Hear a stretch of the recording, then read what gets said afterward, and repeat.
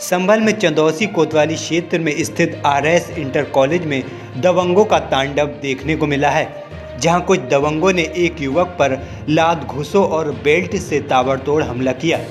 इस दौरान स्कूल प्रशासन तमाशबीन बना रहा, लेकिन किसी ने हमले की पुलिस को सूचना देने की जहमत नहीं उठाई।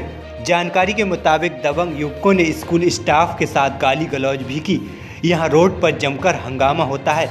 आरोप है कि यहाँ के जिम्मेदारों द्वारा पुलिस को इसलिए सूचना नहीं दी कहीं इससे स्कूल का नाम बदनाम न हो जाए।